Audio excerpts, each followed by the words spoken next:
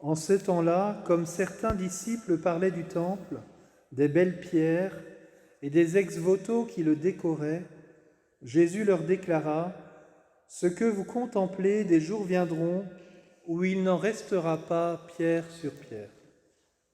Tout sera détruit. » Ils lui demandèrent : « Maître, quand cela arrivera-t-il ? Et quel sera le signe que cela est sur le point d'arriver ?» Jésus répondit : « Prenez garde de ne pas vous laisser égarer, car beaucoup viendront sous mon nom et diront : c'est moi, ou encore le moment est tout proche. Ne marchez pas derrière eux. Quand vous entendrez parler de guerre et de désordre, ne soyez pas terrifiés. Il faut que cela arrive d'abord, mais ce ne sera pas aussitôt la fin. » Alors Jésus ajouta : « On se dressera nation contre nation, royaume contre royaume. Il y aura des grands tremblements de terre et en divers lieux des famines et des épidémies. Des phénomènes effrayants surviendront et de grands signes venus du ciel. Mais avant tout cela, on portera la main sur vous et l'on vous persécutera. On vous livrera aux synagogues et aux prisons.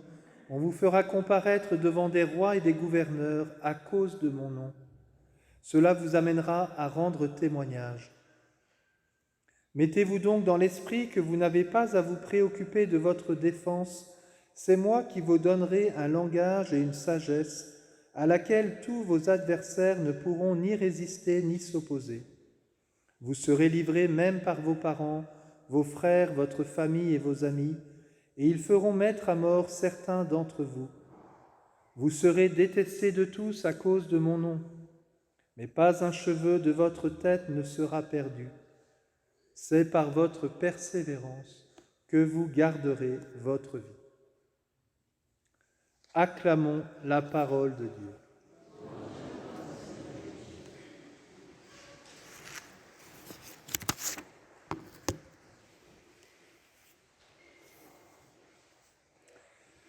Frères et sœurs,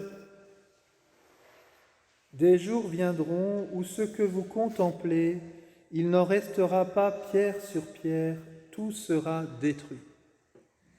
Jésus contemple le temple de Jérusalem, ce temple si merveilleux, ce temple décrit déjà largement dans le livre de l'Exode et dans le livre du Deutéronome, la construction de ce temple, qu'il va être détruit une première fois, qui va être reconstruit après la déportation. Ézéchiel prendra un long temps pour redécrire cette construction de ce temple merveilleux. Et Jésus, contemplant ces belles pierres, annonce qu'un temps viendra où il n'y aura plus pierre sur pierre, tout sera détruit. Il faut s'imaginer, même si l'église Saint-Charles est une belle église, combien le temple de Jérusalem, je ne sais pas si vous pensez à une église, la plus belle église que vous pensez. Voilà. Eh bien, le temple était bien plus beau que ça. Le temple de Jérusalem était une merveille. Et 40 ans après le Christ, cette parole s'accomplit, il n'y a plus pierre sur pierre. Tout est détruit du temple de Jérusalem une deuxième fois.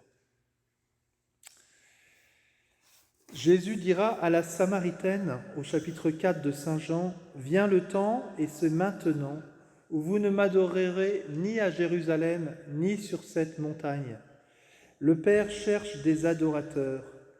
C'est vous qui m'adorerez en esprit et en vérité. » Dans un autre texte, il est dit par saint Paul, « Vous êtes le temple de Dieu. » Vous êtes le temple de Dieu.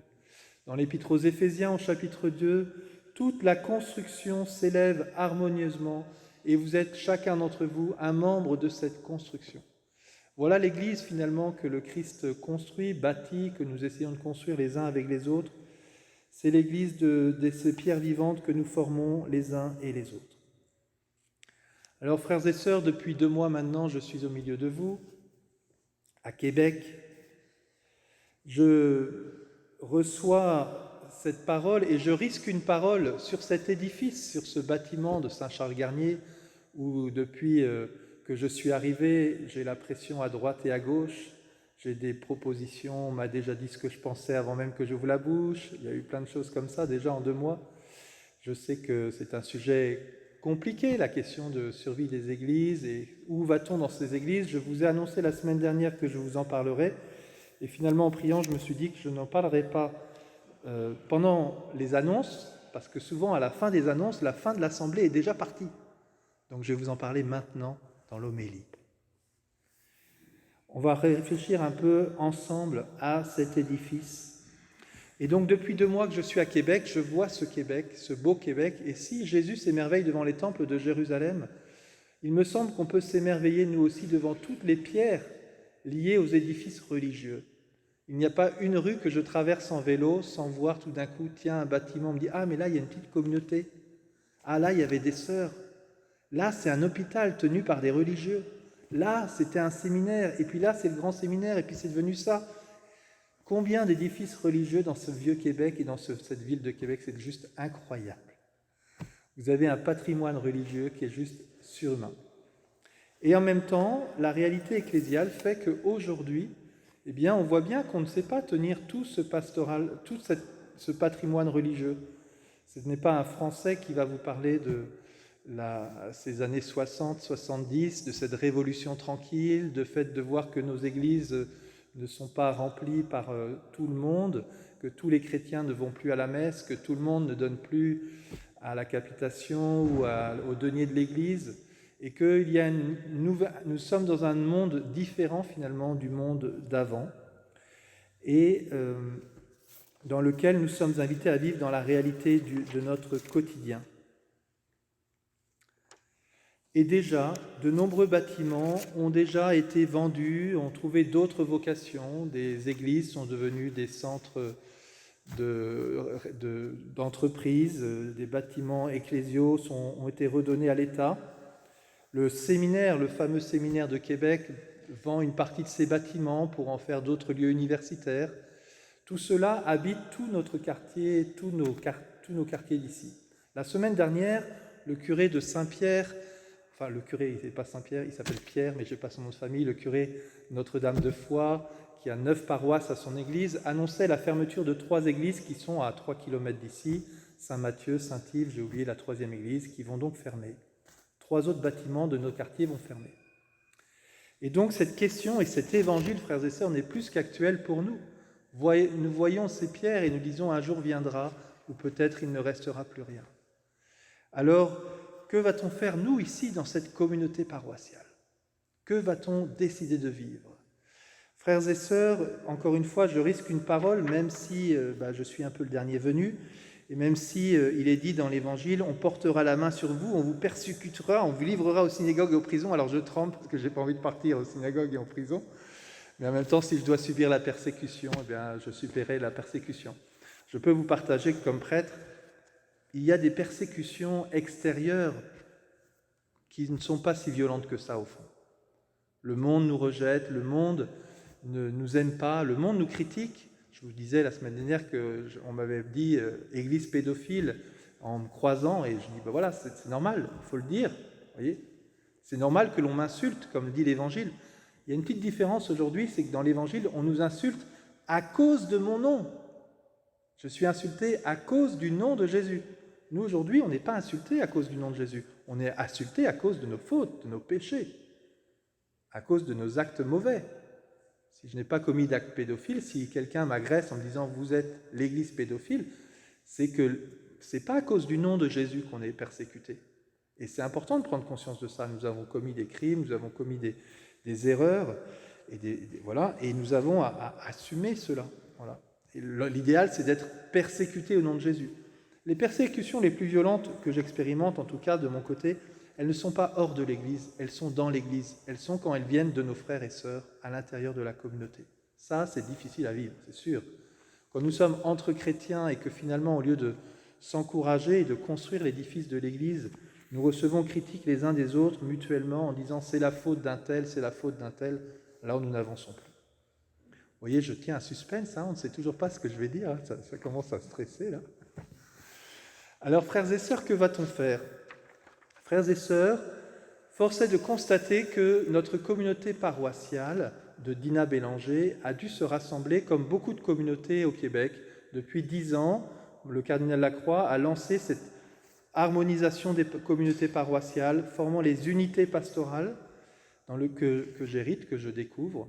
Et nous avons ici une unité pastorale qui recouvre le territoire de Saint-Sacrement, de Saint-Charles et de Saint-Michel de Sillery. D'autres lieux, comme la Beauce, je le cite souvent parce que je trouve que c'est tellement incroyable, ont rassemblé 29 églises, 29 paroisses sont devenues une paroisse.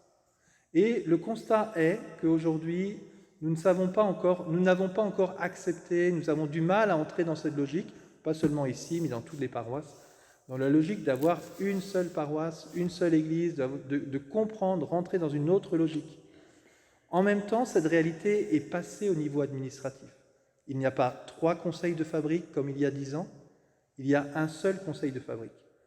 Il n'y a pas un conseil de fabrique pour Saint-Charles, un autre pour Saint-Sacrement, un autre pour Saint-Michel de Sillery.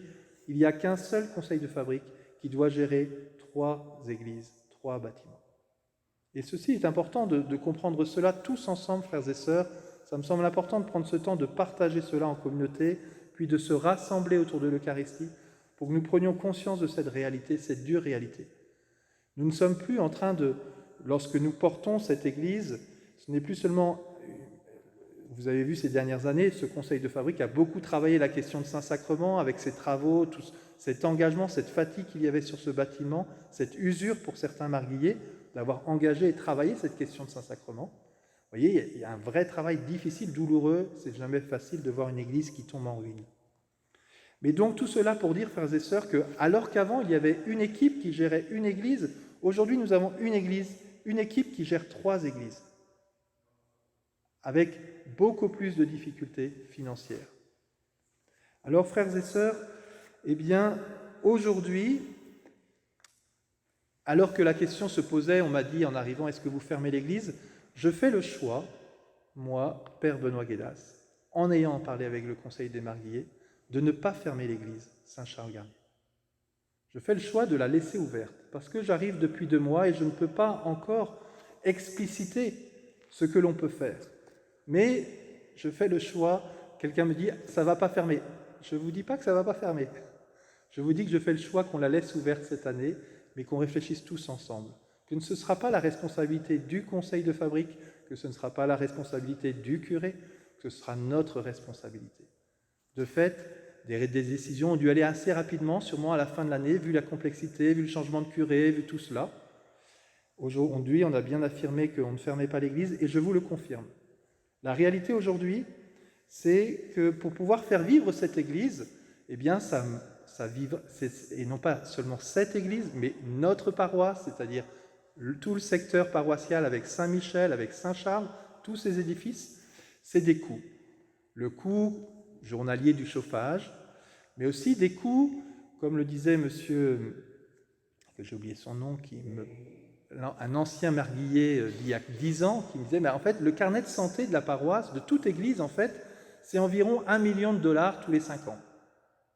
Parce que, vous savez, vu le froid, vous le connaissez mieux que moi, je ne l'ai pas encore expérimenté, sauf mes doigts de pied, et encore, il n'est pas encore à moins 20 degrés, mais eh bien, il y a des travaux qui sont engagés régulièrement. Et donc la question qui peut se poser, c'est, sommes-nous prêts à engager $1 million tous les 5 ans pour Saint-Charles, plus $1 million, sachant qu'il y a plus de subventions pour Saint-Michel? Qu'est-ce qu'on est prêt à investir? Où va-t-on trouver cet argent? Comment va-t-on œuvrer pour faire cela? Alors il y a des idées, on travaille, la question notamment avec les funérailles, de faire venir Harmonia ou d'autres groupes, tout cela prend du temps, se réfléchit. Mes frères et sœurs, encore une fois, j'aimerais que ça ne se réfléchisse pas seulement à 5 pour dire après « il », mais nous puissions dire « nous ». C'est cet édifice-là que nous construisons, tous ensemble. Alors certains n'ont peut-être pas envie de s'y investir, certains se diront de toute manière, pour moi, si l'église ferme, je peux très bien aller célébrer la messe ailleurs et aller vivre l'Eucharistie ailleurs. La question va se poser pour nous, frères et sœurs, de ce que nous voulons construire. Mais encore une fois, pour moi qui arrive, ce ne sera pas moi qui le ferai, ce sera nous qui le ferons. Je suis un pasteur au service des brebis. Je partageais ce matin avec un prêtre de ma communauté qui est aux États-Unis, qui me dit « c'est difficile parce que j'arrive, nous avons 2 églises qui doivent devenir une seule paroisse. Et c'est pas facile. » Et moi, frères et sœurs, j'arrive avec 2 églises qui doivent devenir une seule paroisse. et j'ai en plus une autre paroisse qui s'appelle Saint-Thomas d'Aquin. Vous voyez le poids de travail qu'il y a à faire. Donc, aujourd'hui, la réalité est que, de fait, on pourrait rassembler beaucoup de choses en une seule édifice. Je fais le choix de ne pas le faire. Mais aujourd'hui, dans cette église, il y a des funérailles et 3 messes par semaine. Et rien que le chauffage pour payer tout ça, qui monte à 50 000 $ pour l'hiver, eh bien, que va-t-on faire? Est-on prêt à investir tous ensemble, frères et sœurs, 50 000 $ pour 3 messes par semaine? Sachant que sur le territoire de Dina Bélanger, sur notre paroisse, par semaine, il y a 23 messes. Chaque semaine, 23 messes sont célébrées sur le territoire de Saint-Charles, Saint-Michel, Saint-Sacrement. Je ne sais pas si vous connaissez ce chiffre-là, mais c'est juste incroyable. Entre Montmartre, ici, Sillery, les maisons de retraite, on est à 23 messes par semaine. C'est juste incroyable. On vit dans un luxe, parler de ça à la Beauce et puis dans les pays où il n'y a plus de prêtres. C'est incroyable de se dire que dans notre simple territoire paroissial, vous prenez les délimitations, 23 messes. Donc voilà, et nous, dans ce cadre-là, vu ce que j'ai entendu de certains paroissiens d'ici, je désire quand même garder cette église et célébrer 3 messes. Puisque nous sommes pas plus d'une vingtaine en semaine, le mardi et le jeudi, nous avons décidé de baisser le chauffage de l'église et de célébrer ces messes à la chapelle du Saint-Alphonse juste à côté. Donc tout l'hiver, l'église Saint-Alphonse sera ouverte. Je désire aussi que cette chapelle Saint-Alphonse soit ouverte plus largement que les heures des messes. Je rêve que l'on puisse se relayer dans l'adoration et dans la prière tout au long de cette année pour porter la mission de notre paroisse et de cette église dans cette petite chapelle. Nous réfléchissons en ce moment avec les sacristains pour voir qu'est-ce qui est possible de faire comme ouverture, comme fermeture, pour que ce ne soit pas juste 3 messes dans la semaine, mais que ce soit nourri dans la prière, et que nous portions dans la prière le développement et la réflexion de cette mission, car il y aura bien une réflexion sur la mission de cette église Saint-Charles.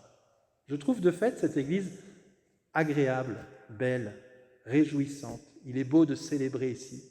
Même si ça ne vaut pas les pierres de Jérusalem, il est beau de célébrer dans cette église. Et ce serait bien, mais en même temps, il faudra réfléchir plus que cela. Il faut que nous réfléchissions plus que célébrer 3 messes dans la semaine dans cette église, ou 7 messes si vous voulez. On pourrait avoir 30 messes et célébrer une messe tous les jours. Je peux trouver un prêtre qui le fera. Mais je ne crois, et je pense que vous le croyez aussi, frères et sœurs, la question pastorale pour nous, elle n'est pas là. Elle est, que voulons-nous faire de ce bel édifice, qui est le seul édifice visible sur le boulevard Laurier, avec un super parking autour? Que veut-on faire de ce quartier? Que veut-on faire de cette église? Moi, je suis le dernier venu. Ne me mettez pas trop la pression. Normalement, j'ai 1 an pour regarder. Alors, c'est ce que je vais faire. Je continue de regarder. Pour regarder, je laisse l'église ouverte. On pourra me reprocher, certains le font, de me dire ça va nous coûter de la fatigue, de l'argent. Certains trouvent que c'est pas juste de célébrer, de donner 50 000 $ pour ça, de réinvestir des travaux et 1 million de $ en 5 ans pour que l'édifice soit acceptable et puisse recevoir cela. Mais si nous découvrons une vocation pour ce lieu, si nous nous disons, tiens, ça va devenir une place, peut-être pour les funérailles, mais peut-être aussi pour d'autres projets, que l'Esprit Saint mettra dans votre cœur, alors nous allons pouvoir petit à petit réfléchir ce qu'on va faire. Si finalement on se rend compte qu'on n'a pas vraiment de projet, eh bien on évaluera ensemble, frères et sœurs, s'il est bon ou pas de continuer d'investir tout l'argent que l'on aura pour cette mission, ou s'il y a d'autres missions sur lesquelles nous devons nous investir. Est-ce qu'il est bon de se disperser? Est-ce qu'il est bon de se rassembler parce que nous ne sommes plus si nombreux? Et finalement, d'être ensemble, c'est quand même plus facile, plus fraternel pour nous soutenir dans la vie chrétienne. Moi, je ne pose pas les réponses, je vous fais le constat, un constat assez large, assez précis, je pense. Voilà, je vous invite à prier pour les Marguillais. Ce choix que j'ai posé, c'est un choix que les Marguillais décident, le conseil de fabrique décide de porter avec moi et de porter tous ensemble, de vivre cette année. Et ça les fait à la demande de certains paroissiens qui m'ont dit, mon père, il faut absolument faire quelque chose à Saint-Charles. Voilà, je fais ce choix-là. J'encourage vraiment chacun d'entre vous, frères et sœurs, surtout ceux qui n'ont peut-être pas l'habitude de parler et qui parlent moins fort que les autres, de me dire aussi ce que vous portez. Vous pouvez m'envoyer un mail, vous pouvez envoyer un mail à un Marguillier pour pouvoir nous dire, ou à un membre de l'équipe pastorale. Nous continuons à réfléchir avec l'équipe pastorale à ce que nous allons faire. Vous voyez, mais voilà, je me permets de poser les cartes sur la table. J'arrive normalement ici pour 6 ans. Je ne sais pas comment ça va se passer pendant 6 ans. Mais je vous lance ce défi, cette question, que l'on porte tous ensemble cela. Frères et sœurs, l'Évangile se termine en disant « C'est par votre persévérance que vous garderez la vie ». De fait, encore une fois, pour moi, la question n'est pas seulement sur la question des pierres. J'ai vécu pendant 8 ans au bord d'une basilique romane qui est juste extraordinaire à Paray-le-Monial. Et c'est sûr que quand je lisais cet évangile au bord de cette basilique, je me dis, oui, un jour viendra où il ne restera pas pierre sur pierre. Et de fait, à 50 km, la grande abbatiale de Cluny, qui était aussi grande que Saint-Pierre de Rome, qui était le joyau de l'art roman, a disparu à la fin du XIXe siècle. Et donc voilà de quoi demain sera fait, mais quelle est cette église que nous voulons bâtir? Encore une fois, nous sommes les pierres vivantes de l'église. Qu'est-ce que nous voulons construire ensemble, frères et sœurs? Voilà, je compte sur la prière de chacun d'entre vous. Je compte aussi sur votre soutien. Aussi, c'est le moment où on doit poser la question de notre capitation, du denier de l'église, de la campagne annuelle. Donc, n'hésitez pas à donner à la paroisse pour que nous puissions couvrir les frais de tous les engagements financiers que nous avons. Il faut être honnête, les quêtes du dimanche ne financent pas le chauffage de l'hiver. Donc ça finance encore moins tous les autres travaux, d'ici plus de Saint-Michel. Et donc c'est vraiment sur le denier de l'Église, sur la recherche d'autres financements que nous pouvons couvrir les frais. Et donc si vous le désirez et si vous le pouvez être généreux, n'hésitez pas à le faire pour le bien de notre Église. Et tous ensemble, prions pour que l'Esprit Saint nous éclaire sur ce que nous voulons faire. Amen.